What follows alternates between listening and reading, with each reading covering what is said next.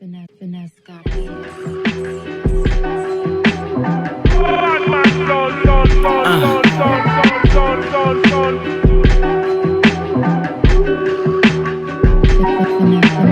Get off the couch, get off the couch. Get off the couch, get off the couch. Get off the couch, get off the couch. Get off the couch, get off the couch, get off the couch.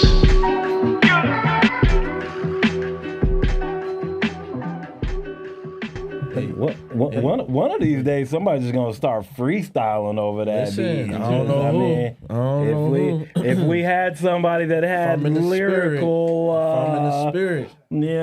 capabilities, one of these days, I'm in the spirit. somebody's just gonna jump in and just start going spitting. crazy on it. Yeah. That beat gets me hype every time. What's going on, everybody? It's your boy Jay Marvin. Your boy Sir Moore. And we are here with the Get Off the Couch podcast, where we celebrate and make space for the creators, the entrepreneurs, the trendsetters, and the go-getters, man. I love being a go-getter. Listen, I'm all for it. Man, I love just being a self-starter, having that energy, just when you wake up, just like what can I accomplish today? You know what I'm saying? Because sometimes you just want to just do it all. Man, You know what I'm saying? if you can't do anything, do it all. Do it all. Just do it. So it's funny because certain people in the entertainment industry have names or monikers, and let's just keep it. Let's keep it a buck. What did kids say? Cap, no cap. Some people be capping in their name. Yeah, a lot of people be A capping. lot of people be capping in their name. But not today. We got somebody on our couch today, literally Cap free. does it all, which is why you got to have the name Do It All. So without further ado, ladies and gentlemen, coming to the Get Off the Couch, Mr. Doitall Dupre Kelly. Let's go. Man, how you doing, brother? Man, I'm good. I'm hustling like a 70s dance, man. I'm Yeah, good. like a 70s dance. Hello. Does that mean we have cognac in the building today? We're not gonna get you in too much trouble. We know you have civic responsibilities. Yes. But if you- Specifically, I can have a cognac. There you go. We love to hear it, man. How you feeling? Man, I feel blessed, man. I'm grateful. You know, the older I get, man, I get grateful and thankful for the little things, man, or the things we consider to be the little things, but Right, they're really very the big things. man. Always like the waking up the next day. There you go. That There part. you go. Man, I'm you were grateful, 35, man. brother. Nah, for real. Hey, man, I feel it. I feel 35. Nah, that's good. That's a blessing, brother. That's a blessing. We're glad to have you on the couch, man. Thank you, man. Congratulations to you too. Hey, man. Thank you. This is a Thank beautiful you. space, man. You got some legends behind you guys, and you guys are really doing it, man. And I Thank you, appreciate brother. it. I We appreciate the appreciate it, invite. bro. Coming from Thank you, you, that's brother. big Nah, that means a lot, bro. compliment, yeah. You were just telling us right before we jumped on here, man, that you were on tour. Can you just we'll man. circle the block on how things started, but just that's dope to just talk about what you're doing right now. Man, like I said, those are those blessings that I'm talking about, something that you create when you're 18, 19 years old, you know, and it still lives on 30, 35 years later. That's an amazing thing. And I just came off tour with my brothers, Mr. Funky, DJ Lord, Jazz, you know, so shout out to them. And we did a record with the Snow Goons. Okay. The Snow Goons, they're like the legendary boom bap producers out of Germany. Yeah. And we did a project with them called So Legendary. Wow. Just amazing, man. And we did 4 different countries in 17 days, 15 quick shows, 13 of them sold out. Wow. You know, and just to not have music on terrestrial radio or anything in Billboard magazine, and still to garner, you know, a minimum of 1,000 people coming to see you every night. It's just like Beautiful. It's just amazing, man, that we could still support ourselves off of things when we were still juvenile. Man, I mean, I think that at the essence is probably the biggest joy of being a creator, man. To be able to get out of your, you know, space that you're in, whatever community, and travel. Because I don't think people understand how much people overseas love the art, the culture of hip hop, R&B, music, what we do. Like you were talking about those producers,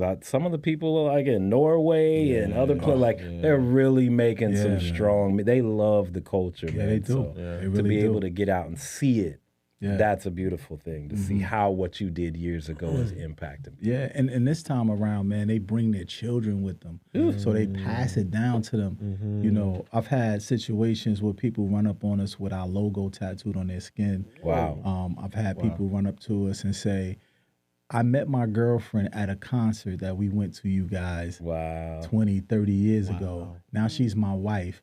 And also, I want you to meet our daughter or our son. They're all at the concert. And I'm like, either this is great or I'm old as hell. Something here is...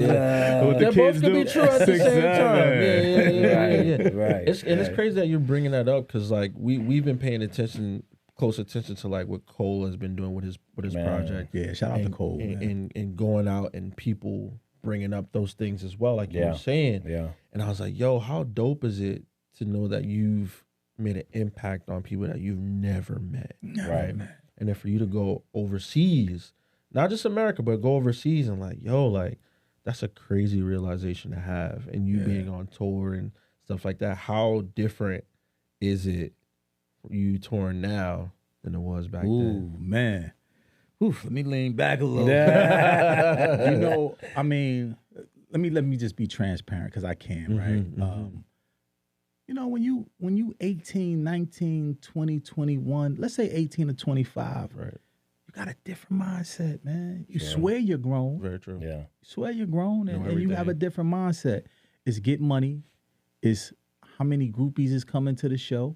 True. You know, I mean, for some people, unless you've been in a relationship and been that sturdy guy all that time. Right. But, Yeah, you know, yeah. you're Respect. looking to have fun. Yeah. You're not looking really to find joy. You're looking to have fun. Right. Right. And at a young age, material things and those type of things bring you fun. Right. You don't necessarily understand the moments of joy that you're actually having until you do a reflection 20 years later. So those type of things of just having fun until now, then I was looking for the after party. I just talked to K-Def, just to bring this whole story into perspective. K-Def did, all of our big hits from Funky Child to Chief Rocker, Here Come the Lords. I just talked to him the other day. I don't even know if I want to give away my secret, but speaking of the younger me and the newer me, K-Def is a master at AI and tech and all of that. Yeah. So I am taking a page out of Will Smith's movie when he acted with his younger version of himself. Gemini. So I am creating a record with K-Def right now that is going to be the do-it-all that y'all love, talking to the do-it-all right now. Wow. Exclusive. we're We just getting got it. this. Y'all just got an exclusive. He just sent me the beat last night. So I'm taking my time with it because now I'm looking at my old interviews. I'm looking at my old mindset because I want to remember who that guy was. Yeah. And I'm gonna recreate him. I'm gonna talk to him. Wow. From now, and he's gonna talk back to me. On the K-Def track who made our classic. So you guys can prepare for that, man. Oh, you definitely got to come back. You just booked another show to come back here because we need to see. We need to see how. And I say that to answer your question. The old version of me was out for fun, just out to have a good time, out to live his dream and capture it. But what it looks like when you capture it is the version that is sitting here now. Right. I wanted to make it out the hood. Yeah. I made it out only to realize it wasn't about making it out. See, and that's what I learned as an adult is when you're on that highway of life, you want to get to your destination. You want to make it to your destination. And then when you get to your destination, you realize it never was really about the destination. It was about that journey. So in context, right? Like you want to become that thing, and when you become that thing, you realize you don't even really want to be that thing. Wow. You want to be the things that make up the thing. If that makes any sense. No, Yeah. that doesn't. Right? So the older version of me compared to the younger version of me who just wanted to have fun, make money, and capture his dream is the one who needs ice on his knees after jumping on stage. Now I see why the athletes, the basketball Braun and players, Kobe with Yeah. that. like, right? Ice stuff. They don't even wait till the game is over. They Nah, honestly, man, I yeah. need that whole ice bucket thing. right. I need the whole, but that same energy, that same Focus. wanting to give it to the people and make sure that they understand and feel the art in the way that you intended for them to do is still there. You know, it's just different. I don't look for the after party anymore. I can't. I'd really love to go home and get on FaceTime with my wife Man. in the hotel room. There Like, you you go. know what I mean? But Yeah. before I was trying to, it wasn't no FaceTime. I was trying to get FaceTime. Hello. Hello. You know? Yeah, there you go. You know, but that's just the difference, man. But the love of the art is still there. It's probably even more on fire. Wow. Wow.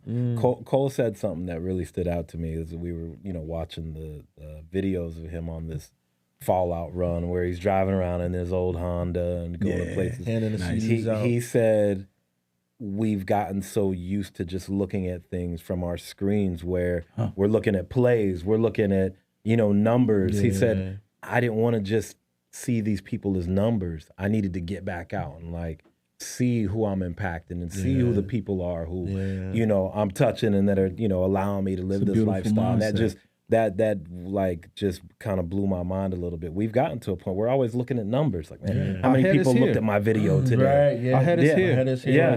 Yeah. You know? Yeah. Yeah. We're there'll probably be some statue of us Yeah. outside of a hotel somewhere with somebody with a phone with their head bent down. Instead of like they taught us, Yeah. shoulders back, head up, chin up. Yeah. What happened to that motto? Yeah. What happened to the shoulders back, eyes forward, chin up?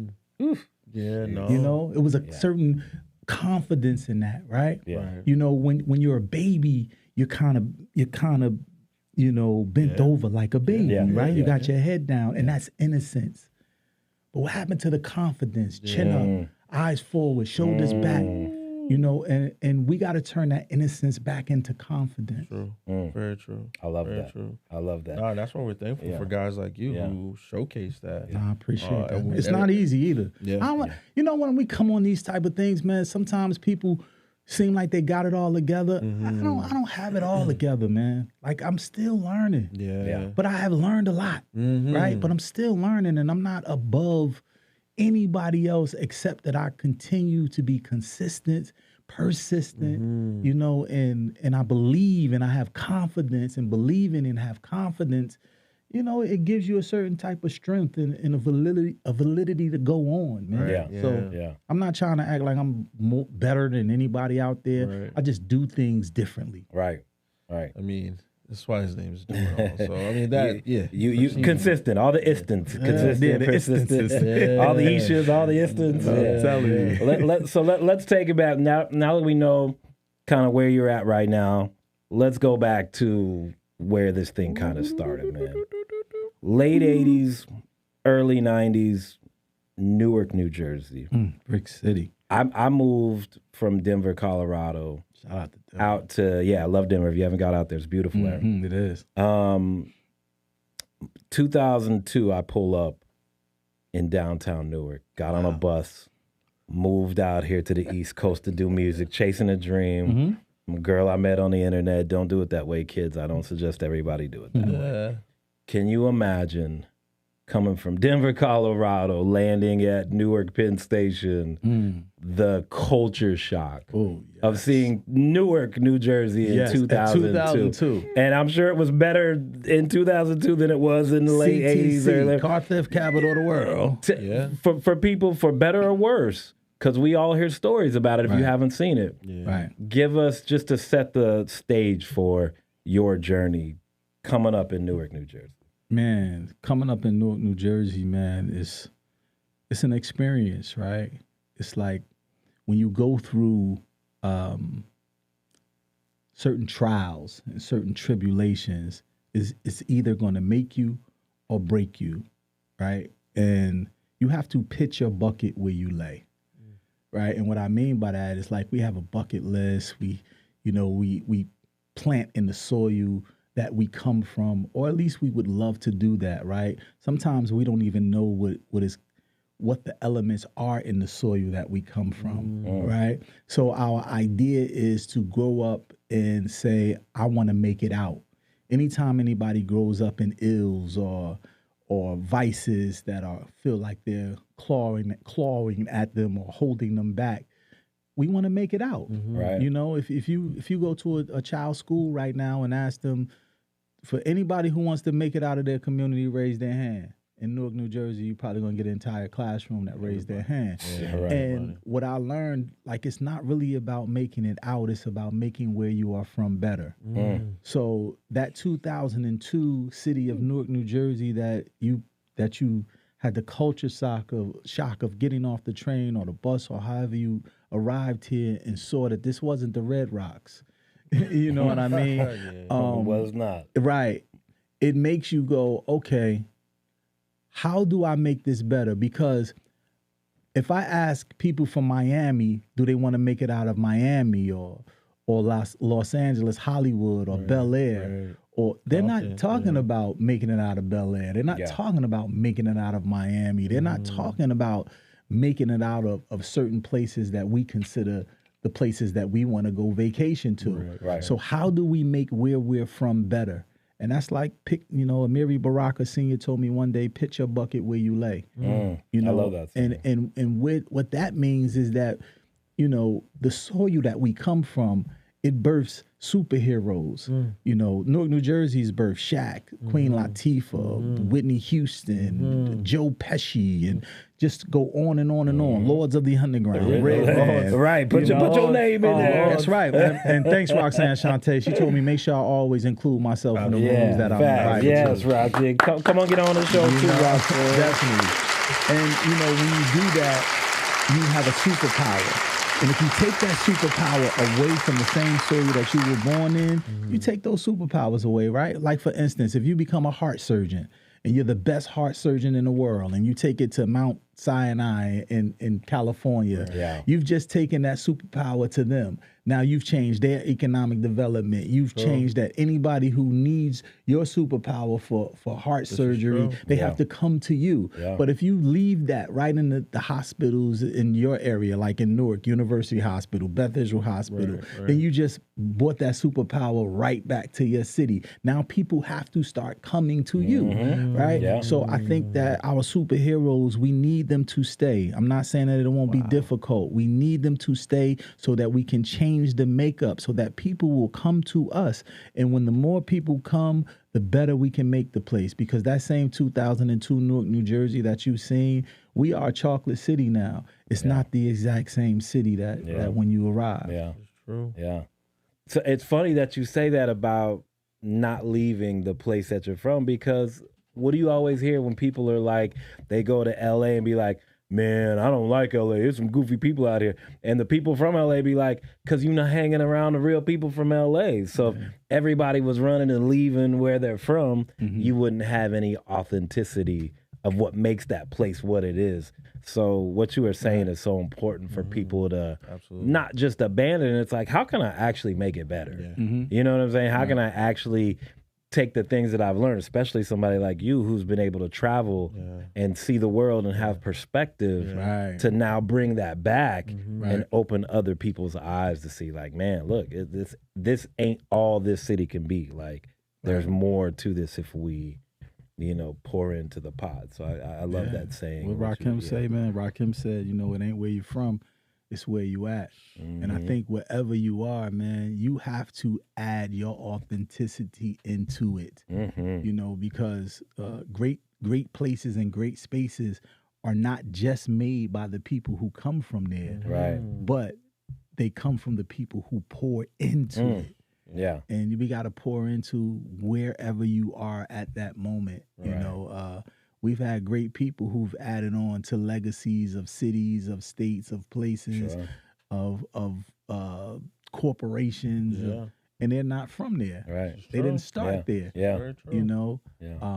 But Tupac told me, never move from your city. And he believed that forever, every rapper, if you grew from that soil, he wanted you to stay there because he believed that, if you pour it back into the same soil that you came, the authenticity of that rose that's growing up out of that concrete becomes such a type of rose that couldn't grow anywhere else. Yeah. Wow. That's the knowledge we were stripped away from not having. That's why your voice is so important. You're connecting with these people. I mean, just saying like that. Pac to have somebody be able to say Pac told me that, it's like, whoa, wait. You almost have to take a step back, like, wow, wait a minute, hold on. Like you was in those spaces with Pac, and that's what we appreciate what you've done and everything, because you're connecting all those conversations. I appreciate that. Speaking of which, what were you doing and what was happening at that time where you came up in Newark that you started to discover, okay, rapping is something that's not just something for the block.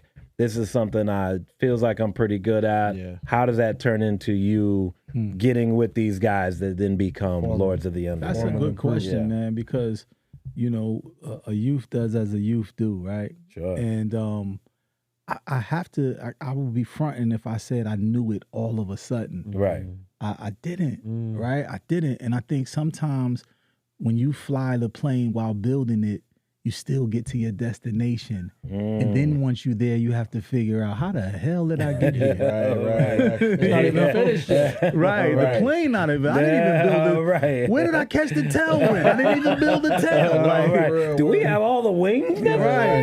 Like, what's happening? Is it another engine over there? Right. And I think that is the innocence that we live on, right? But our innocence is growing into, we believe in our innocence so much, or we believe that we are what we are not yet, right? We believe what we are that we are not yet. Wow. But we believe in it so much that we actually become it. Yeah. Before, you know what I'm saying? Yeah. We believe that we are this thing that we are not even the confidence built up to be yet. Yeah. But we have made ourselves, that's the magic of the human mind. Like we make ourselves become this thing that physically we are not even yet. Wow. So we build the plane while flying it. So to answer your question, I didn't know. I just knew that I loved this thing and how it made me feel. Right. Hip hop. Yeah. Right. And I loved how the people and the originators of it, how they were displaying it and presenting it to the world. And I wanted to be that.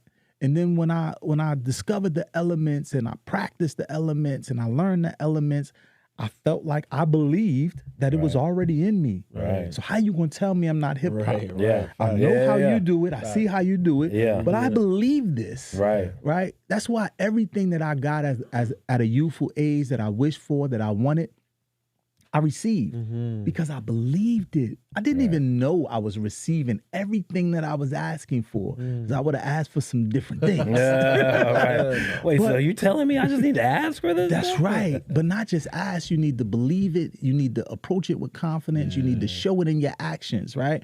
And I believed all that stuff. It's not till I started to analyze, wait, how did I get here? Right. How did I, So now that's the mustard seed of doubt. Just like there's a mustard seed of faith, there's a mustard seed of doubt, right?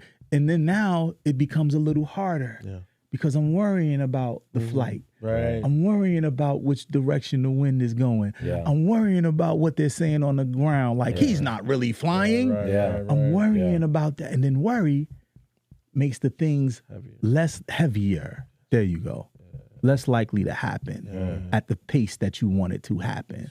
When you believe nothing that they're saying, you'll be like, oh, way up in the air, and I don't even know how you got there. Right. You know, so yeah, man, it's like I'm trying to return to that float.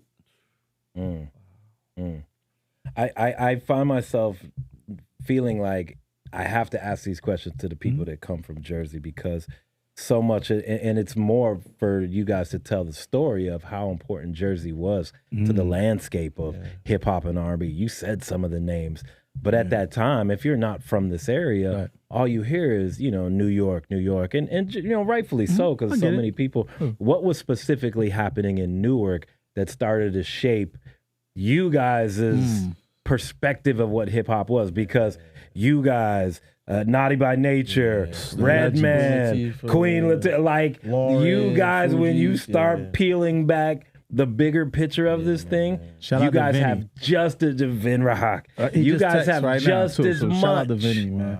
Like what was happening specifically out here that was you guys creating your thing? I think that there's so many pieces of the puzzle, and there's so many cogs in the wheel. Yeah. Right. That makes the wheel spin. So I could not ever give you just one thing. Right. Sure. Right. And especially when you're talking about the mass amount of groups who, with the mass amount of success that they've had. God bless Mike C, an MC that nobody really heard of unless you was from Jersey. Right. He's probably one of the reasons that Naughty by Nature became Naughty by Nature. Wow. When you Google Mike C from New Jersey, you'll hear him and you'll see why. Okay. You probably say, oh, he's biting off Tretch, or he's biting off Naughty by Nature. Right. But they are a reflection of him. Wow. Yeah. Right? Wow. Shout out, Mike C. Yeah. Rest in peace to Mike C. He passed away last week. You know, yeah, so like that's just one thing, right? So what I'm saying is Shake for Do It All. 19th Street and 13th Avenue. Shake used to rhyme. First of all, he used to have a Bell Kango with the suede burgundy front on. He used to stand in his b-boy stance with his leg cocked, and he would bang. They would bang on the mailbox. Not even the beatbox yet. Bang on the mailbox, and he would spit his lifestyle. Wow. When we sold 2 for 5s, 2 for 5s on the corner, There you go. and I'm just a little kid looking at him spit freestyles and rap like. I'm not realizing that my mind is recording his movements. Wow. My mind is recording how he puts words together. My mind is recording how cars slow down when he's spitting on the corner. Shake.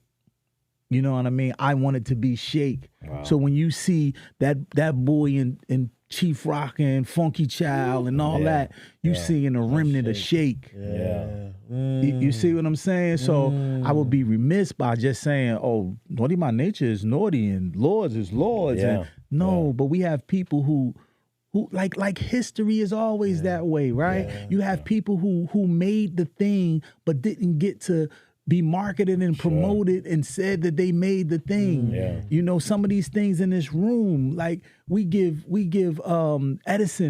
Thomas Edison the love for it, but who was the black guy that was always with Edison? Pop, I know you know his name over there. Pop, I know you can Google his name. The black guy who was who made. He invented the traffic light. He invented the thing in the camera, the lens for the camera. That's why New Jersey was considered Hollywood. And Thomas Edison wouldn't take his camera to Hollywood because he wanted them to come to New Jersey because his black guy had to be there with him to make that lens operate. That's right, talk to him. You know what I'm saying? So Garrett Morgan. You know what I mean? And I'm not talking about Garrett Morgan from Saturday Night Live. You know what I'm saying? Yes, Well, shout out that Garrett Morgan too. You know, but my point is that anytime you see somebody in front of the camera and they say, I built this from the mud. I did this dolo. You know what I mean? I'm self-made. Man, we all are remnants, replicas, repeats of something else. All of us. Hip-hop. Hip-hop, the culture is made of taking from something and making it better. Making it our own. And that's cool. There's nothing wrong with that. That's not biting. Look, man, when you are influenced by something or someone, right? You try to be like it. You try to be of it. You try to be as if. But when you are inspired by something, you take from whatever that is and you become in spirit with that thing. And you try to make it your own from the original spirit of it. Right? That's inspiration. So you have influence. We got a bunch of influences out there in the world today. Right? And it's powerful. Don't get me wrong. Influence is powerful. But when you are in spirit with something, with inspiration, Totally different. you are that next thing, man. Totally different. Totally different. Wow. Come on, man. I want to watch this episode already just to hear. I want to watch this episode already. No, and I'm happy that you're touching on these things. you know, again, like I'm a student. I'm gonna always be a student, right? That's Especially beautiful. in this- Me too. in I'm a this- student too. You know, so in this Yeah. atmosphere, and I'm hearing you talk about these things, which I wish I grew up in the 90s, but I didn't. 90s is the new It was 70s. a time. It's all cool. It was It's all a time. good. But you're talking about these moments, and I'm like, man, like I wish I was on a fly on the wall when y'all recording y'all first thing, or in that moment you're talking about looking at shake. And correct me if I'm wrong. Jersey, we came up with the word shake. Is that? I will be I think that the Muslims came up with the word shake. But I'm just saying, like from being from here, that's all I would hear. Even when I come to Newark, what up, shake? What's going on, shake? Yeah, but that was a Muslim term, like what up, shake? yeah, SHEIK, shake. Yep. You know what I mean? And the Muslims know, like, when you're a sheikh in your Muslim religion, like you are a superior, A mover, a superior Muslim in your faith. You know what I mean? So everybody had an attribute when I was coming up. I was Shahi Ali without the D. Shahi Ali. You know what I mean? Don't call me Dupré. I'm Shahi Ali. Assalamu alaikum, Sheikh. You know, everybody had a, you know, because Islam was so prevalent in our households and Christianity too. But when you was moving and shaking around the streets, it was shake. What up, shake? Assalamu alaikum, shake. Right. You know, and then it turned into what's shaking. Yeah. You know, let's get it shaking. Yeah. You know, all that type of stuff, man. Yeah. So I can't really tell you where it derived from, but I know where it derived from for me. Because I don't hear it nowhere else. Like even when I was going down to Delaware State and stuff like that, being a guy from Jersey, when you're from Jersey and you go somewhere else, people know you from Jersey. Oh yeah. You know, what I'm most saying? definitely. So I ain't hear shake from nowhere else but here. So I had to ask. Them. Yeah, no doubt. Yeah, we definitely use it a lot. But for me, coming up in the 70s, 80s, you know, it derived for me from speaking to the Muslims. Heard. Yeah. So there's as we like are in this nostalgic era where everybody's going back. We're talking about, you know, the golden era of rap and hip hop, golden era of R&B. People are trying to like salvage the DNA and what that feeling was like. There's this thing now that people talk about it, whether you're a producer, a songwriter, or even an artist, they say, man, if I had one of them Infinity Stones. And for creators, now we all know the Marvel, what that means in the Marvel universe. But for creators, it's like you got one of them records that will literally live on through ever. It cuts through time. Yeah. Chief Rocker. Oh, man. You guys have an Infinity Stone. Man, I you never have looked a at it like record that, that right. transcends time, That's true. space, Yeah, you can play that anywhere, culture, anytime, any place. It's any like land mass. You go across the world and people know. What at all did you realize at the time? Was this special for you at the time? Looking at it now, what do you remember about you guys come out with that record? Because for me, and I know, you know, everybody has their own vantage point, but for my age, falling in love with hip hop at that time, late 80s, early 90s, to me, if you're asking me, that's one of the cornerstone records that really like started cutting through. It wasn't just they rap and they spin. It was a great record. Yeah, So you guys, that. to me, really have one of the cornerstone records that like lifted hip hop to, it's cool, it's a bunch of guys rapping, to this is a hit. Yeah. What did that feel like for you at that time? Man, I guess I gotta answer that in a timeline fashion. Great question. Was just talking about this with someone.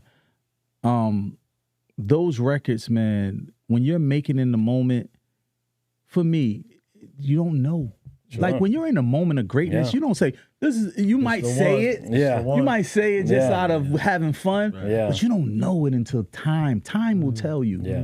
Time is a great orator. Yeah. I need to be on a T-shirt. I was gonna say, it was okay. You stopped. That was we'll write that down. Let's spin Yeah, that man. back. Yeah, because time will tell you. Yeah. Time will tell you what it is. Time will tell you what your life has become. Time will give you. Oh my God, time is amazing. Yeah. So when we first made it, I felt like this is magic. This is dope. But I have to say that record was produced by a brother by the name of Kevin Hansford that we call K-Def, co-produced by Marley Marl, who is the great legendary Marley Marl. K-Def and Marley Marl. Shout out to Marley Marl, man. Yeah, like thank you to Marley Marl too, and Derek L.A. Jackson. But L.A., who was our management at the time, who introduced us to Marley Marl, who was the cousin of Marley Marl, went to school with us at Shaw University. Okay. He introduced us to Marley, and Marley was making masterpieces for us like Psycho and TikTok and, Check It and all of those records were good hip-hop records. But Derek L.A. Jackson is the one who said, you guys are from Jersey. Marley's from Queens. We need to get a Jersey producer in here. Yeah. That Jersey producer made our hits that cut through time. Funky Child, Lord Jazz Hit Me One Time, Here Come the Lords, Chief Rocker. That's that synergy. So, that's that Jersey synergy. Yeah. But when K-Def came with his cassette tape at the time to play these beats for us, K-Def said he played he played Funky Child and Chief Rocker, and then he started fast forwarding. He said, no, y'all wouldn't want those.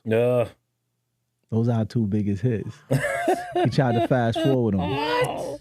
And Funky said, whoa, wait. Hold on. Go back to that other beat. What was that? Yeah, what was that? What was that horn? He's like, no, put that to the side. Yeah. And then when he played Chief Rocker, that I'm hyped right now. it just grabbed me. It in the studio. I was like, I'm hyped right what now. is that, man? I was like, you was about to fast forward these joints? Wow. Man, give us those joints. We wrote those joints in my little sister room because that was the hottest room in the house. The steam was coming out the radiator, or as I used to say, radiator in Jersey. Right. You know what I mean? Coming out the steam. And we wrote those records right there, man, in my little sister's room because it was chilly in the house, and that was the hottest room in the house on 19th Street between 13th Avenue and 12th Avenue. 318 South 19th Street. I can say the address now. Sound And writing it was just two Newark young guys writing raps in their notebooks. Recording it was recording with the legend who we used to pause tape on WBLS in New York City area. It was legendary for us to be working with somebody that we used to hear on the radio. Sure. Hearing the records was just amazed that we went into a real studio and recorded this, right? And having those experiences that we have for a lifetime in that studio, laughing, jokes, all of that, having Heavy D come through, having LL come through, having Moni Love come through, having TLC come through when they were just regular girls. Nobody even really know who they were. Yeah. And I had the biggest crush on Chili at the time. There's a number of us. Right? There's a few of us. You ain't the only. And seeing them come through the household, seeing all these legends who we listened to on the radio and watched on video whenever we can catch some video, Ralph McDaniels or Uncle Ralph. not VH1, but video music box, but MTV, because it wasn't no Yo MTV quite yet. It was about to start. Yeah. And just to have all of these experiences and then have those same people say, I like that record. I like this record. Wow. Yeah. These are the starts of it. Yeah. Then dropping Funky Child and being in LA at Roscoe Chicken and Waffles, and our management coming with the Billboard magazine and said Funky Child is number one. Ooh. And we looked at each other like, what? And we were on Elektra Warner system before we went to the EMI system with Chief Rocker. Okay. We were on Elektra system, and the representative back then, we used to have a rep for every city that you travel to. Right. And he said when he showed us we were number one, he said, I'm sorry. And we said, what you sorry for? He said, because we didn't really believe in this record. Oh, wow. And it went number one. Wow. I'm sorry that we didn't promote this record. Wow. Well, unbeknownst, you didn't have to. Right. But what if he would have? Turns out. Yeah. But they said, we're going to make it up for you on the next record. And that's why Chief Rocker, I believe, is it went top 40. You know, Chief Rocker bought my mother a house. You know, Chief Rocker changed not only my life, but my family and friends' lives. You know, and until this day, it didn't only change our lives, it changed the people's lives who actually reflect and listen to it. The stories that people say to me, I was going to commit suicide until I put on your record, and I started jamming so much that I forgot that I was going to kill myself. Like, how you say that to, like, you know what I mean? How do you receive that? Yeah. Oh my God, man! I'm humbled that words that I put together in my little sister's room at the time in Newark, New Jersey, had the Impact. Yes, the impact and the pull, she said it the best, man. Impact. To impact somebody's world when it's something that I just took out of my mind and jotted it down and then recorded it into a studio and then showed you how Shake would have performed it on video. Right.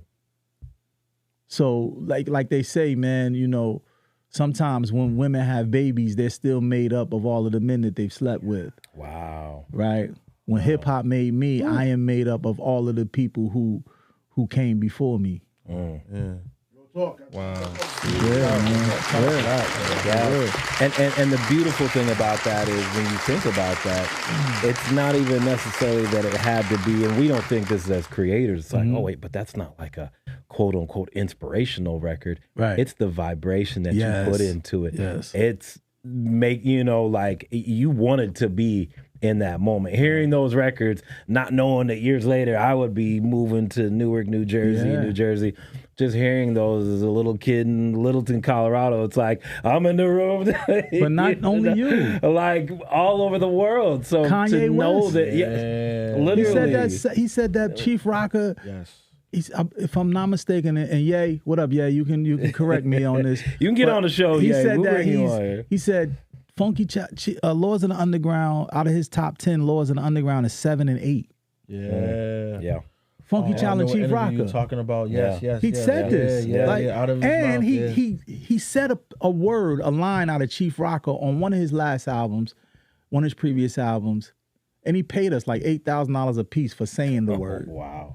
I mean, it wasn't. I'm not saying like $8,000 is a lot of money, but I haven't got paid for people who sampled the whole record. You know what I mean? But it's the fact that he has the like the grace and the love enough to be like, you know what, if it wasn't for these guys in this moment of me hearing this song and hearing the lyrics from, but I say that because when you spoke of the vibration, the vibrations are real, man. Those frequencies are real.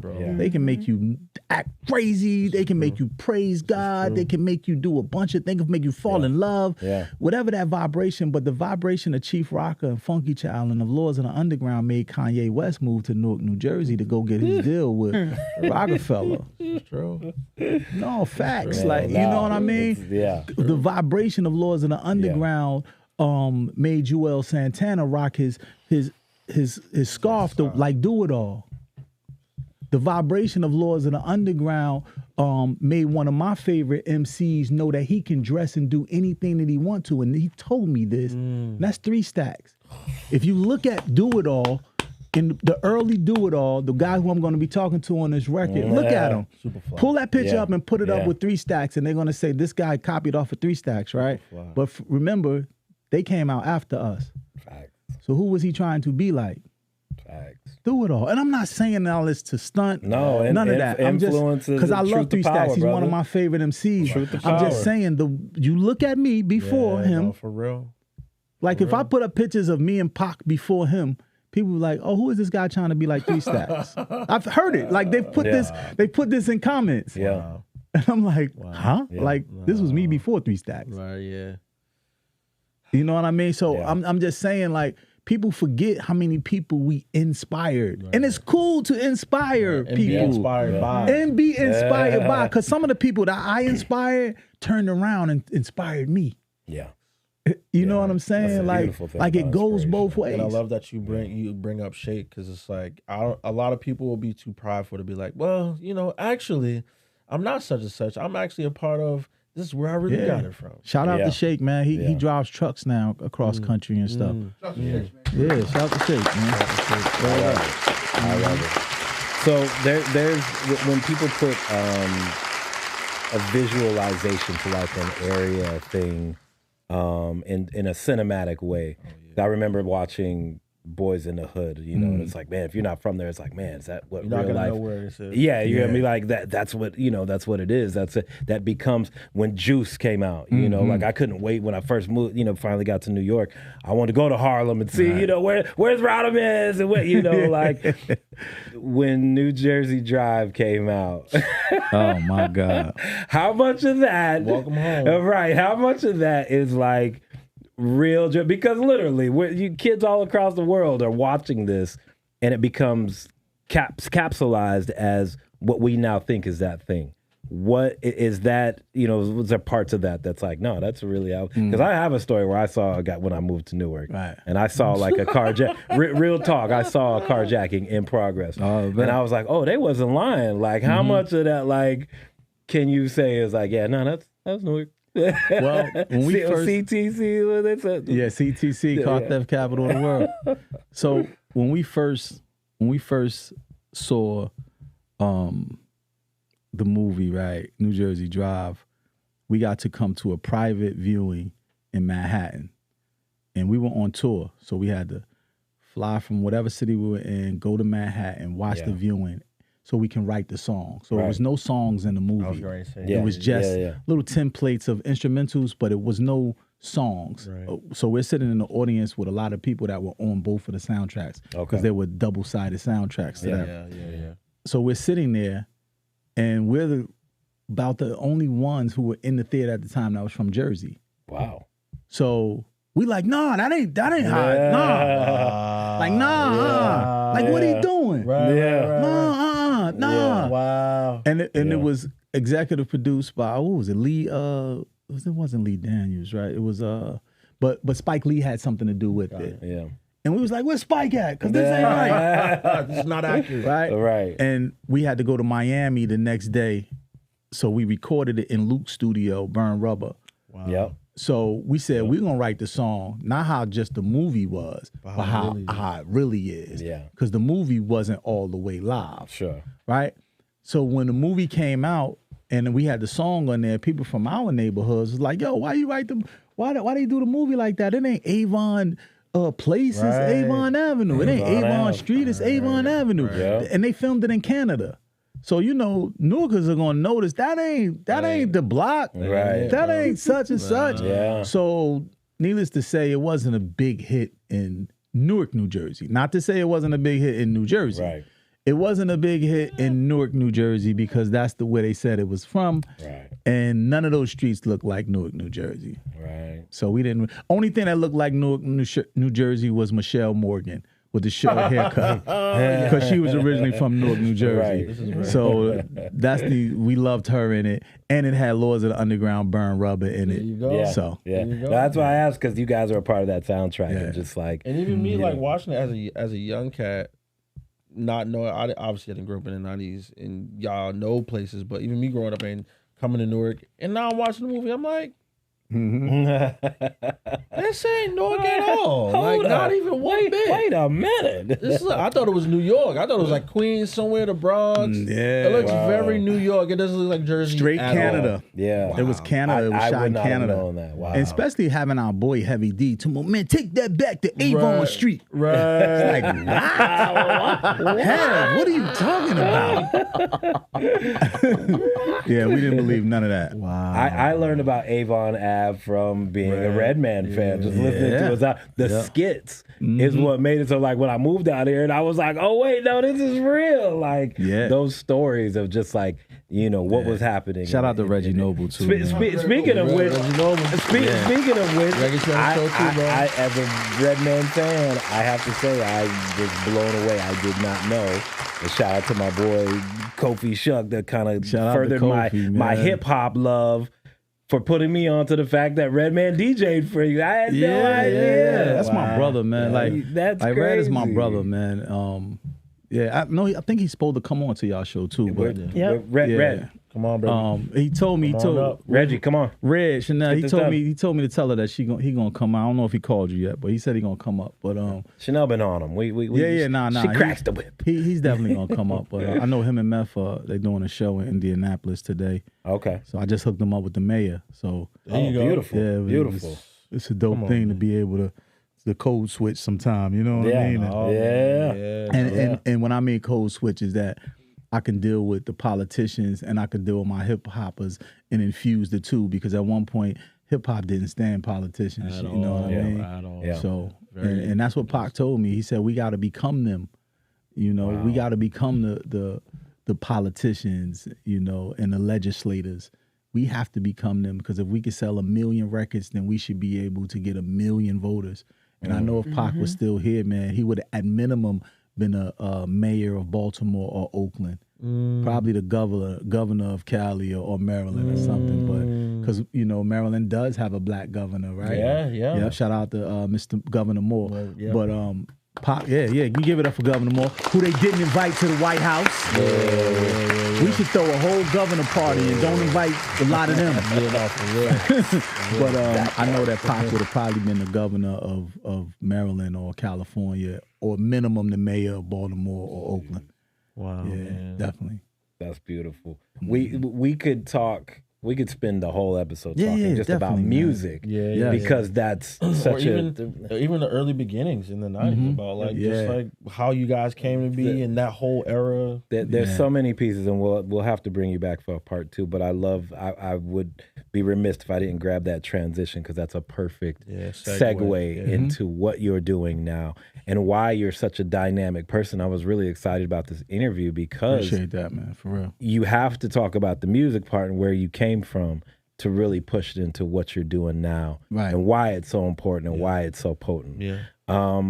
What was obviously Conversations with Tupac, which is blowing my mind, literally, just hearing that. But what else was some of the things that were happening that made you say, because this is not a regular journey. No. Like as many great thought, minds that we have in hip hop, not everybody takes that. So what started happening to you that made you say, no, this is where I need to lend my voice to now? Accepting responsibility, right? And what I mean by that is just that I have a bunch of mentors in my life, man, that sometimes, my man Pop always say, man, when you can't find, you always, like when you're growing up, you're searching for that thing that you needed in your life. Yeah. Right? Or you become that thing that you needed in your life. And for me, man, I got a lot of mentors. One of those mentors is my mentor, Hafiz Fareed, who I speak of a lot because I didn't really get it until I got older. Like, you know how when they say your parents tell you something, or, he was like that father that never told us what to do. He just would pose questions that will make you challenge yourself, and Hafiz Fareed, he's one of the other people beyond Pac that made me realize that I needed to not necessarily become a politician. Pac, said it verbatim, but he didn't say it verbatim. He just said, like one day we were doing MTV. I forgot which show it was, but we were doing MTV, and I came off, and I always have Newark on my hats and my clothes, and I was Newark down this day, and I was just feeling cocky. We was bubbling a little bit. I'm feeling cocky. I'm like, I come out, and he peeped it because he know me from nothing. So he looked at me, he's like, you Newarked out today, huh? And I was like, I don't know why I got defensive. I was like, like I just rocked in front of millions. Like, Right, what you talking about? And he was like, I hear you. He was like, what was the last thing you did for Newark? And I was like, I just rocked in front of millions of people, MTV. Right. He was like, no, I'm not talking about marketing and promoting. Wow. What was the last thing you did for Newark? Wow. I was like, he stumped me. I couldn't say what I did for my city. And I didn't like that feeling. Wow. Especially when I'm making, this city and this hip hop thing has made us millionaires.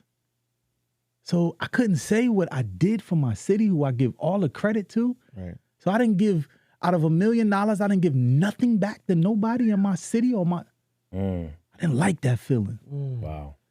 So then I pledged that I would give some of my hip hop money back to Newark, and through the nonprofit, through the advocacy of just being a giver, and I would knock on doors. I started a program called the Drama Squad with 3 other actors who were from Newark, and started to put people on and go in schools and do plays about teen pregnancy and make sure that we helped the justice system when it came to public safety and reform. And we went to the lifers. That's why the lifers most of them are not in jail in Rahway prison doing life anymore, because we would. I know they talk about Meek Mill and I know they talk about Jay-Z, but I've been doing that. And I don't say the stuff that I've been doing and it's documented, but I've been doing that. That's why the lifers are not in because my manager Hafiz fought and brought me right alongside of them. We took them resolutions and helped them and talked on their behalf to try to ease some of their sentence, and a lot of them got out, and we did those type of things. So he started to take me with him to do those things, talk about teen pregnancy, talk about staying away from drugs, talking about the justice system and talking about knocking on doors to let people know that politics is not just politics, but everything is political. From your parking space to taking out your garbage, everything is political. So when you say, I ain't no politician, I ain't in no like me, I said that for the first year and a half of my candidacy as sitting in the seat as councilman. I'm not no politician, and my team's like, bro, you got to stop saying that. You in the ring, you are a boxer. You can't complain about getting hit. Right. You know what I mean? So with all of that, Hafiz Fareed, I knocked on doors, and it's crazy because he was a chief of staff for, and worked for a councilman by the name of Dr. Ralph T. Grant Sr. And ironically, I got into some trouble back in those days.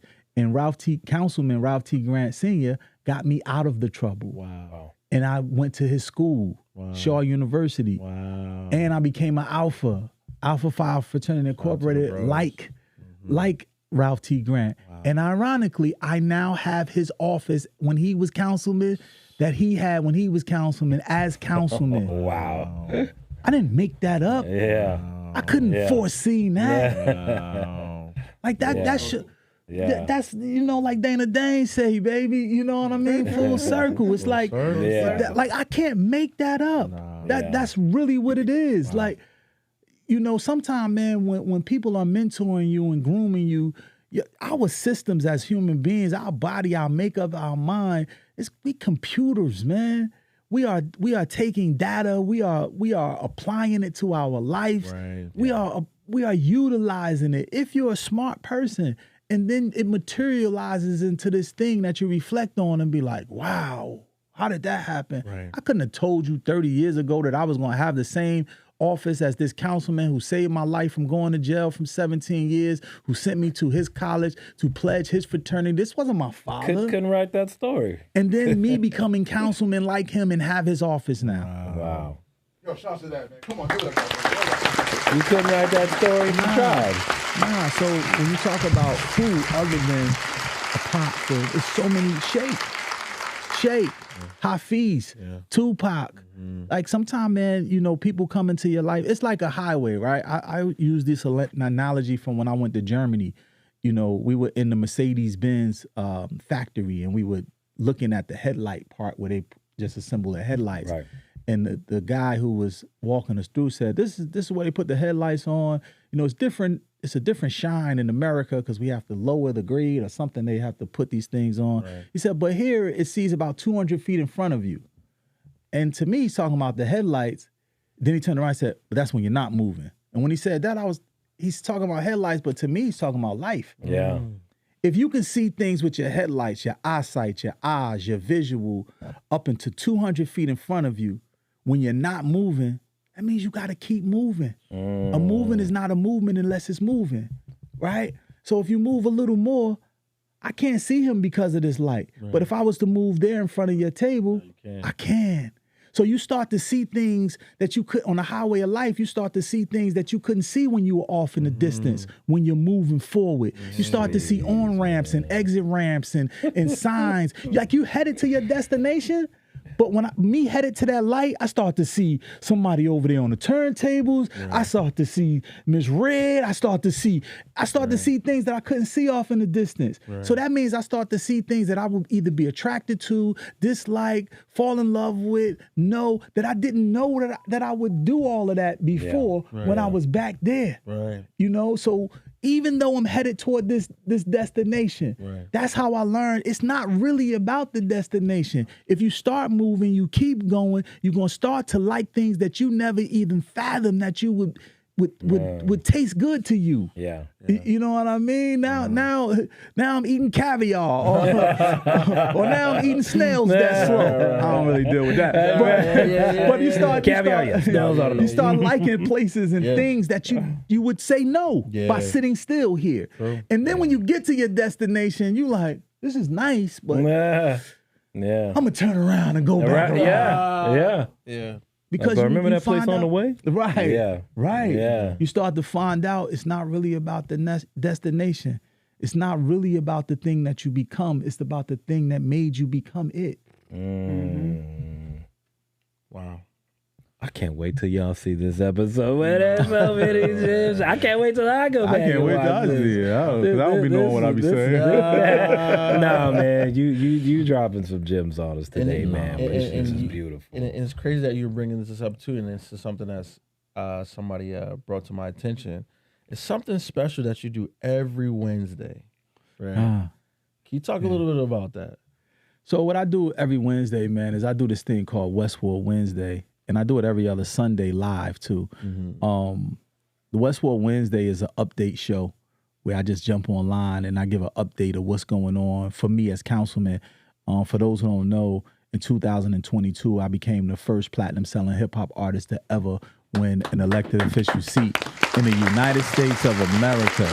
And shout out to my boy Sean. He got a big show in Brooklyn coming up. And Sean, Sean? yeah, he became the first elected official ever to be a hip hop artist ever to be elected to a House of Representatives. You know, and that's why I say, for me in America, I'm the first because he did it in Belize, and I give him the credit as being the one who's the first in the world, right? Because he did it in Belize. True. But I'm the first in the United States of America, man, to ever sell 1 million records and be able to be elected by the people. You know, and we're running for re-election right now. Let's go. This is we're going for our second term, Let's go. and it looks like we're really gonna pick up this second term, and we got some things to finish. You know, we got some transformative things that we're doing in the. You know, how is it that I am the leadership? We have 5 wards in Newark, New Jersey, so essentially we have 5 mayors, 1 in each ward, right? With our great mayor over the whole city, Raz J. Baraka. But in the West Ward, I'm essentially the mayor. That's why I was born in the West Ward. I grew up in the West Ward, and now I govern where I grew. So I can't make this story up, man. I could just tell it to you how it came, man. And that's why when we started this, you said, "What are you thankful for?" And I said, I'm thankful for just waking up sometimes, man, and all the time, but just waking up.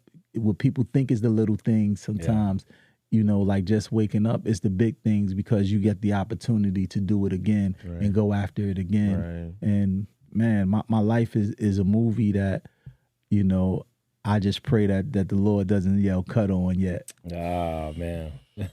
Speaking of movies, are we? Can we say that we would get a Lords of the Underground biopic or some type of? I would tale love that, man. I've had a couple of people approach.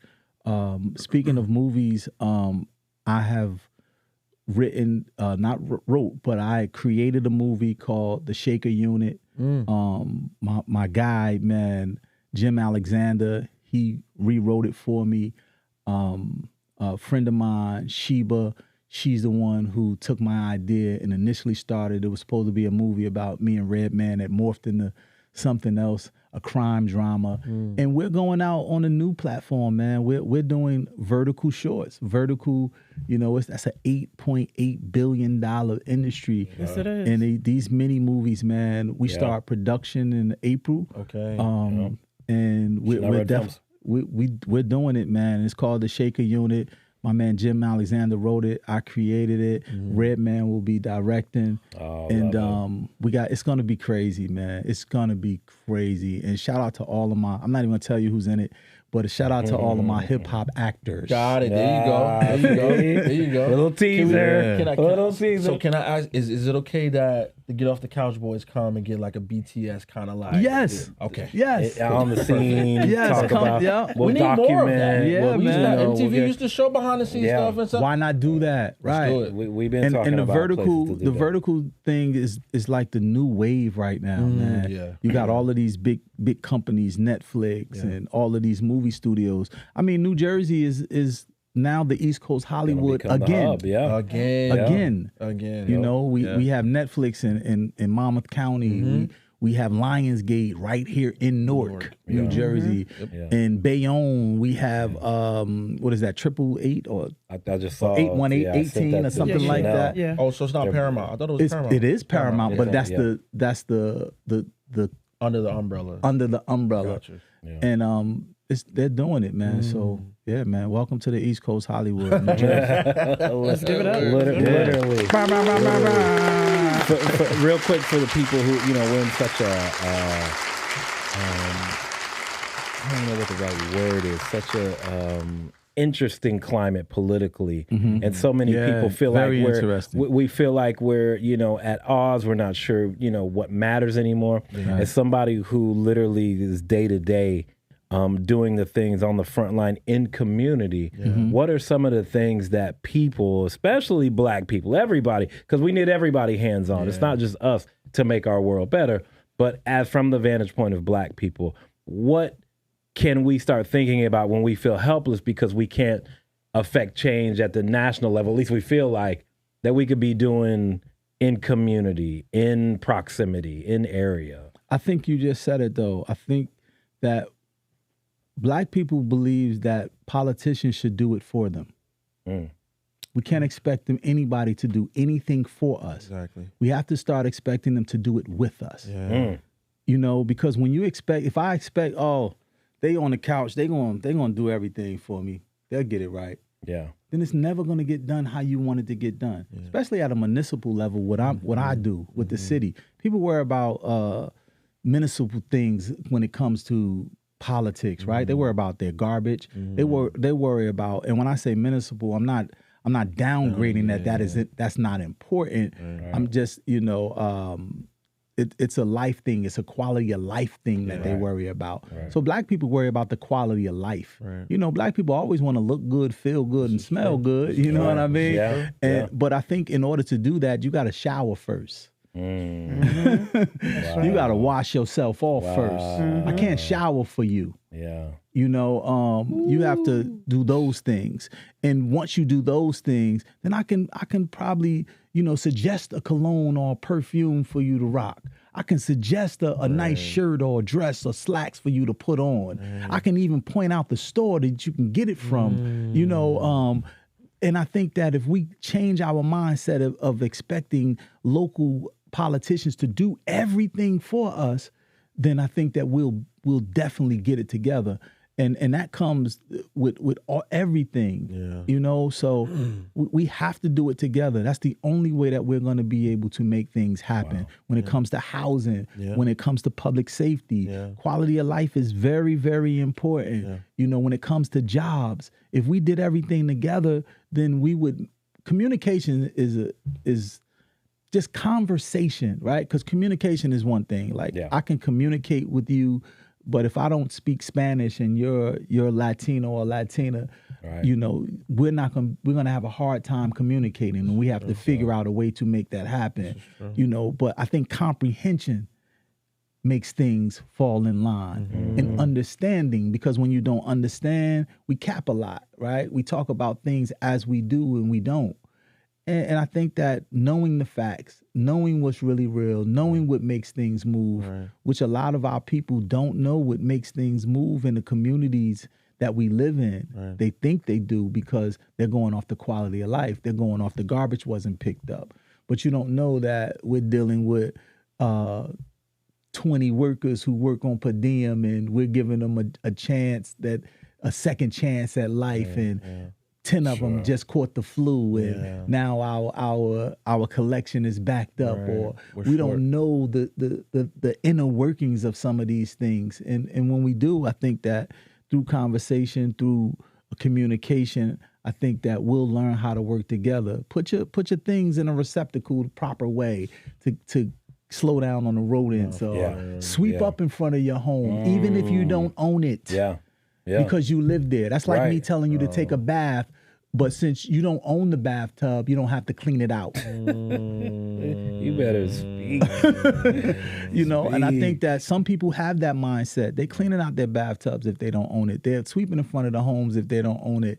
But also the people who are the owners have to realize that these people are not slaves. They're not maids. That you can't expect them to do the job of ownership, because with ownership, you know, with property and the name comes ownership, right? Like when people say that I'm do it all, ownership comes with that. You got to be careful of the moniker you choose or accept. You said that when you came in. Yeah, man, because then you hold yourself to the responsibilities, or people hold yourself to the responsibilities of that attribute. You know, when you say kill everything records, and then your artists go down for murder. Oh, you spoke that into existence. That's just something we saw on, we heard that in the Dr. Dre song, Your Honor. I don't know where that came from. Look at Death Row. Snoop, that's my brother, was on Death Row. Well, I mean, he was on Death Row Records, but he was up for murder. Murder charges, right? Like Pac. You know, on Death Row. He died. 20. You know? So, and then we're not talking about all of the bodyguards and the other people who weren't as famous who lost their lives. You know? So, man, you just got to be careful. I always just try to speak life, man. I don't even talk about death. When it comes, it comes. That's my time. But speak life into everything that you do, not just your music. Speak life into your podcast. Speak life into your art. Speak life into your media. Speak life into your music. Speak life into your films. Speak life into your children. Speak life into your husband, your wife. Speak life. Let's live. God damn, you telling that. I love it. Man, we definitely got to bring you back, because there's so many factions and just things that you spoke about that it deserves, you know, diving into. You just said something from one of my favorite rappers. I can't even get his name out right now. DJ Premier and Guru. I don't speak death in my rhymes. I speak life. Yeah, man. Shout out to Guru. Rest in peace to Guru. Beautiful. Gangsta. All right, here it is. Do it all. Our favorite part of the show. Getting to the part of the show. Getting a little crazy. It's gonna get a little crazy. It's a little crazy. It can be a little controversial, but it's fun. It's all lighthearted. Stand on business. You may have to call some people afterwards and say, "Hey, look, I was put under the lights. If you see this." They put the more it's under called the lights. Stand on Business. Okay, stand on business. You get one time in this to hedge your bets and be like, I'm not picking. We've had people in the past who are like, I can't pick. We can't. You get one time to say, okay, but everyone else, you got to stand on business. Okay. So be ready to, you know, it's for fun. It's for fun. All right. I'm going to start the first four, and then he's going to take the next four. All right. All right. Stand on business. 80s or 90s hip hop? Which one is better? 90s. 90s. Yeah. Cold-blooded. He was like, I was influenced by the 80s. I was influeed by the 80s. But I'm in the 90s. They birthed the best era. So. Yeah, man. Okay. It's gonna pick up a little bit. Redman or Method Man?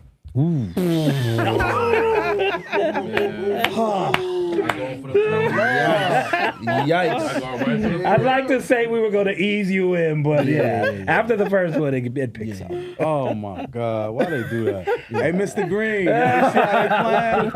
Hey, Mr. OPEC, you see how they playing? Hey, man. You got to make it interesting.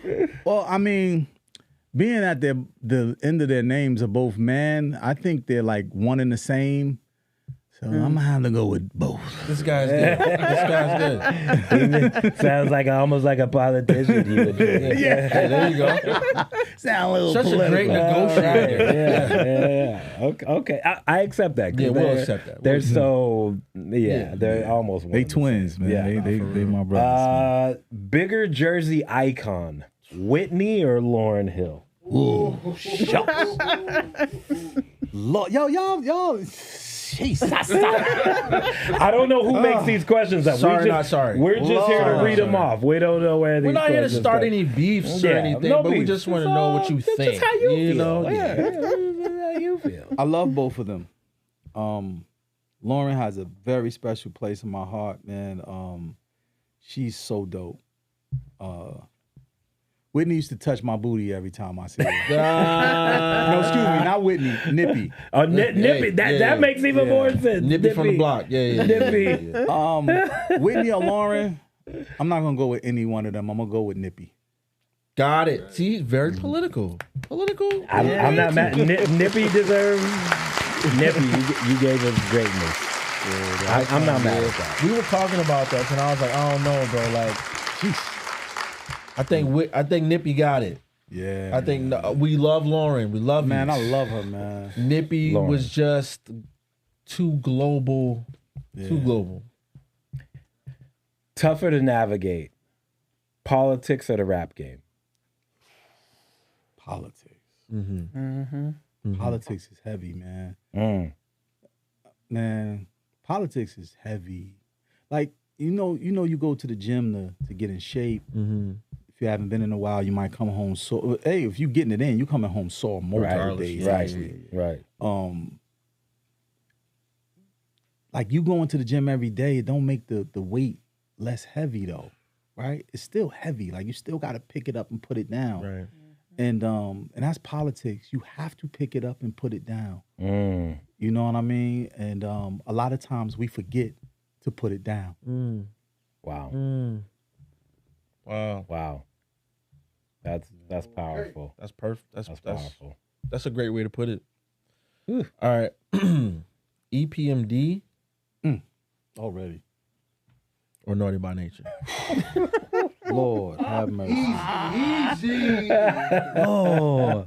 Who answered that? Where's that? Who's asking these questions here? Who Yo, came up with these? Let me say things? something about Eric and Parrish, man. I won tickets on WBLS to be able to bring Red, Jam C, and MC Bree to their gold party, where I introduced all of them to Eric Sermon.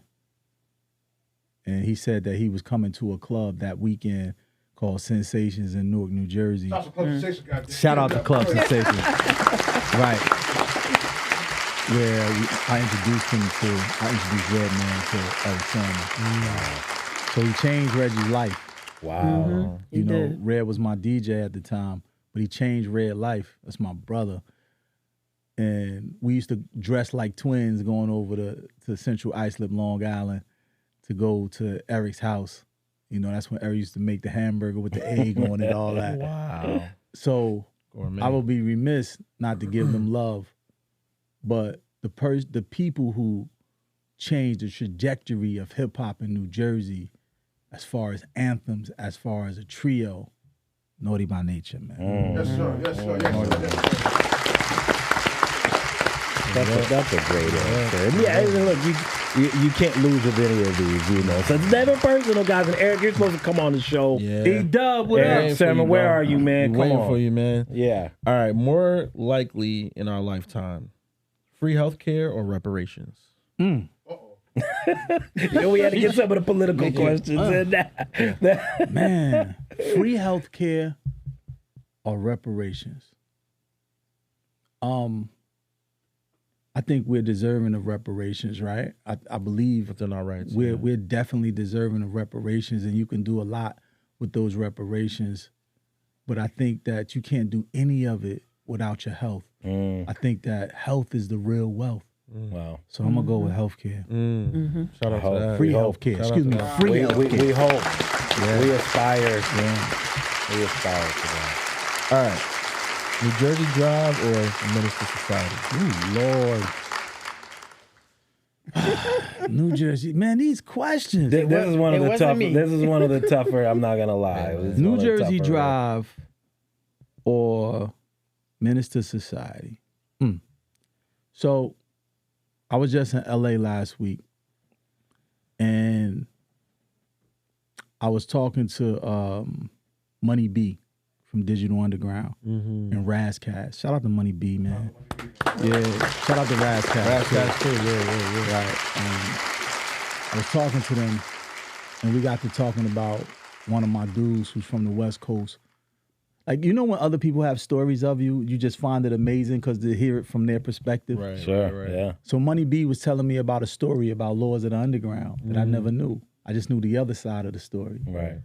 So they came to, before we was Lords of the Underground, they came to Shaw University in Raleigh, North Carolina with Digital Underground. Tupac was dancing for Digital Underground. Yeah. But also Saphir. Saphir was a rapper out of LA. Excuse me, out of California. I don't know if he was from LA though. But Saphir played Harold in the Minister Society. Wow. He got popped at the light. Wow. He was a rapper. Saphir is the one who took a liking to Lords of the Underground. Wow. I gave him a cassette tape, the same tape I gave Marley Marl that signed us. Where we was rapping over Black Sheep's, I think Flavor of the Month. Flavor of the month, yeah. I gave Saphir the cassette tape, who then gave it to Money B, because Money B told me, this is his story, he used to listen to all of the tapes on tour with Digital Underground, because everybody want to give the group a tape. And he said he gave it to Money B and said, what you think? And he said, Money B said, the last 4 cities or 5 cities, he was like, whack, whack, whack, whack. Gave him Lords of the Underground tape, and he was like, they them. Wow. They them. And Saphir was like, no, they it for real. Wow. So Saphir became my brother. Wow. This is the first time I met Tupac. Wow. Tupac had just came from finishing a movie with Janet, I believe. Janet Jackson. Poetic Justice. Yeah. So he was telling me about the movie before it came out. Right. We hung out with Pac. This is how I got cool with Pac before I was Lords of the Underground. Wow. Through Saphir. Wow. And Money B told me his side from Saphir, telling him about us, about me. Wow. So the discrepancies with New Jersey Drive, what I told you, it was cap, as they say nowadays. Absolutely. It wasn't authentic to people who were from Newark, New Jersey, even though it was about car theft in Newark, New Jersey. Yeah. So I gotta go with Minister Society because the people who was real and authentic with me were in Minister Society. And then the people who made the movie showing my city that wasn't authentic. So Minister Society. That's amazing, man. Wow. That's an amazing story, man.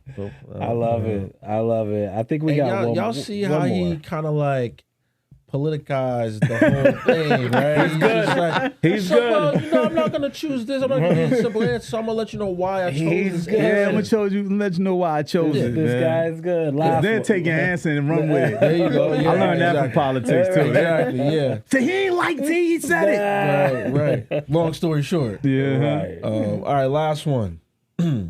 Are we doing this? Who's the better rapper or who's the better? Just who you would pick, I guess, if you had a birthday party and you wanted them to show up and be the main attraction. I guess that's how you frame it. 'Cause you got to choose out of these two. MC Light or Queen Latifah? Come on, man. If they was coming to my birthday party, well, if they were hey, they was the Jetta girls back in the day. Wow. Yes. They both had Jettas. Right. They used to follow each other around the parties. Wow. They both was in their Jettas. I think Latifah's was green and Lights was red. Wow. Queen Live, man. Talk to Queen Live. Yeah. So they probably would both come to the party with their Jettas. They would follow each other. Look, I gotta say, I've been on the road with MC Light more than I've been on the road with Latifah. Okay. But I've been in spaces with Queen Latifah privately more than I've been in spaces with Light. Okay. And my cousin is MC Light's bodyguard, Keith Shepard. So personally,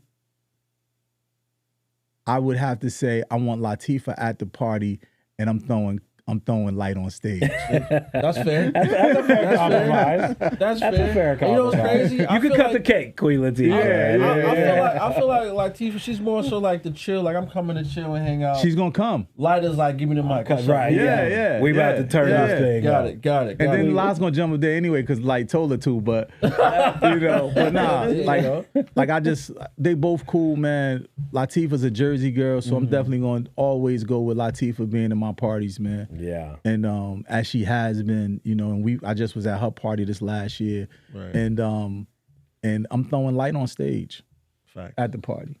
That's a win. I'll take it. That- When's your that's- birthday again? January 14th. And we just had Method Man there. We had Lord Finesse DJing. We had Graph came through. We better be at the So I was gonna say, 2020. so can we get off the couch with Most definitely. Most Most definitely. definitely. Every January Perfect. 14th, There we God go. willing, inshallah. come on. We are there. Yes, Yeah. sir. Word up. I love it, man. I wish we had more time, but this just means that it's an open window to bring you back again. I appreciate it, man. Update us on Welcome, brother. everything, Brother. man. You're more than welcome. Yeah, Thank you, man. bro. Always, Such bro. a Always, pleasure. Coming up, you said the next term. How can Yeah. we? Any information that we need to get out to if the you people? want to help, if you want to volunteer, go to Do It All. That's Do It All for Newark. DOITALL 4FOR Newark NEWARK @gmail.com to volunteer. You can always check me out. Hit up Do It All for Newark Instagram. Or give us a call, man, at 973-433-6218. 973-433-6218, man, and say that you want to help Do It All win this election. Re-election. excuse me. Jersey. Jersey. Yeah, Big Jersey. We gotta show up. Big Jersey. We gotta show up, Jersey. Already. After you see this interview, you see why this isn't just just because we like him. No, there's people who need to be in spaces affecting what we do. I appreciate So that. And thank you to y'all, man. Thank you, man. man. Thank you. Man. Thank Listen, you. As a cat from Jersey, I'll be like, I'll be excited to get the legends on the couch. No doubt. Because we got to man. speak. We got to speak more about Jersey. Yeah. And, that's why the homie Maroof. I'm not sure if you heard of him before. He's from Jersey. He's a rapper. He's an MC. He's Shout on out to the move right Maroof, now. man. Salute to you, King. Yeah. Word up. Yeah. We call it Big Jersey now. Yeah, Big Jersey. Big Jersey. But yeah, thank you, Jersey brother. We putting appreciate on, you man. for coming on the No, couch. thank you, man. man. Apparently, we have you got a new joint that we about to go. Oh, yeah. watch. Yeah. Before we let you get out of here, you gotta that's get the off. joint I You did gotta with get the off the mayor. couch, brother. Yeah, man. That's the joint Yeah. I did called Keep the Faith with the mayor, man. I was the first one probably to shoot and film a music video inside City Hall in Newark, New Jersey. And I'm Jersey. probably one of the first rappers to do a song with their mayor. Yes. Oh, when I saw, yeah. I wasn't sure what I was expecting when I saw the two names together. And when I seen it, I was like, "That's what I'm talking." Yeah, man. Our mayor's an artist, man. He believes that art can foster change in our communities, man. And you need to believe that. Art is a big part of our communities and the change that it's bringing forth. So salute to our mayor, Shout out Raj to Raj. Shout out Baraka. to the Baraka family. Yeah, man. Shout out to all the Barakas, man, for real. My name is Jamar.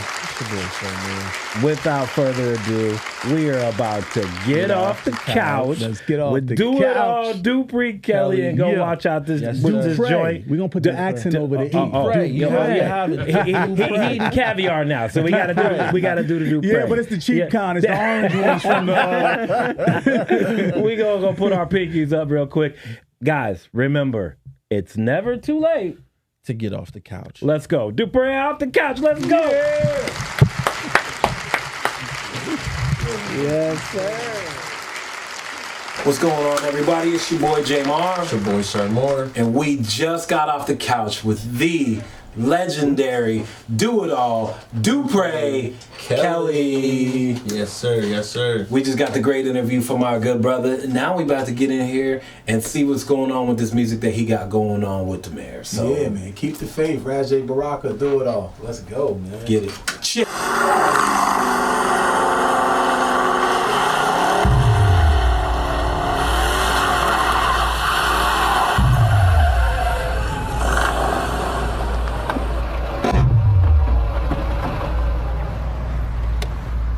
My name is Doitall Dupre Kelly. Pay strict attention to what I say because I choose my words carefully, and I never repeat myself. I told you my name, that's the who. The where can readily be described as a prison cell. But there's a vast difference between being stuck and being stuck mentally. The what? That's easy. That's the fate. The only question is, can we keep it? God shaped us in the darkness of our own mind, blew breath in the palms of our hands, fashioned the wind at the footsteps of our enemies, and called generations into existence. Making the dark stone a cornerstone, created us out of the deep heat of the Sahara, the raging waters rising out of the Gulf of Guinea. Ha, we were born this way, black on purpose, painted the color of the ocean floor of God's womb, the world's oldest memory. At the bottom of a valley somewhere in Abyssinia, we held prophets in our bosom and shaped them from hatred and lies. Yeah, we millions of miles away from the songs our great-grandmother sung. Hey, yo, Raz, I got him. Only mama can comfort me from them ghetto ills. I'm authentic and leery of those claiming real. Real dope, real dose. What's really real? I'm in the kitchen every day trying to chef a meal. Uphill, the climb rough, but I still maneuver well. What you eat, what you kill. Poverty, you make a hitter have zero chill. A believer who could never spin a power wheel. Willpower is all ours, so don't feel anything less than anything that faith feels. Faith heals, I'm moving toward it, let's reveal who we are, original, a big deal. Any different, they probably resemble Beelzebub. I know a block with 2 or 3 in the area. Complete trust and confidence, let's level up. Keep the faith from now until the day comes due. We made it here by faith, ring shouts and shotguns, stubborn will and prayer warriors, runaway plots and eloquent speeches in our enemy's tongue. We had to be the brilliance, the actual sun. All right, well, check this out. We see what's going on the video here. For me personally, I'd like to see Mr. Dupré do it live. Nah, for real. If we can get that, We're straight. we're gonna talk. Hey, to Pop, him. did they call the agent? we gonna talk and see if his people can talk to our people and see if he can get a little live action. We're gonna try to politicize this thing. We're gonna work this out. Get off the couch. Get off. Come on. Yeah. Still the chief rock #1. Get your ass off the couch.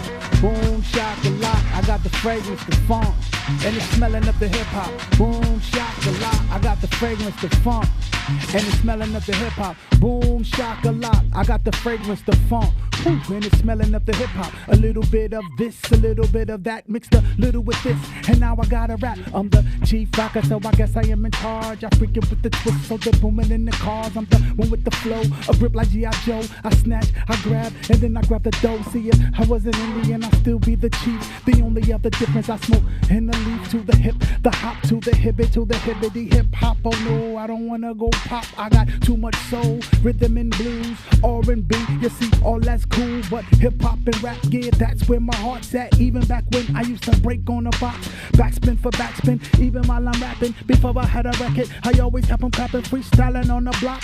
Now I chief rock, I always entertain by digging in my crops, my brain. So if it's gonna rain, let it rain. I spook it with the hit, make it jump like House of Pain. Boogaloo, boogaloo, shake and jump. And remember, do it all on front. Get off the couch. Get off the couch. Get off the couch. Get off the couch. Well, I'm funk. Can I get assistance for one? For what? Then let me get assistance. Get off. Get off. Get off. Get off the couch, y'all. It's your boy Doitall, Lords of the Underground. Throw them L's up. Holla at y'all. I'm off the couch. Ah!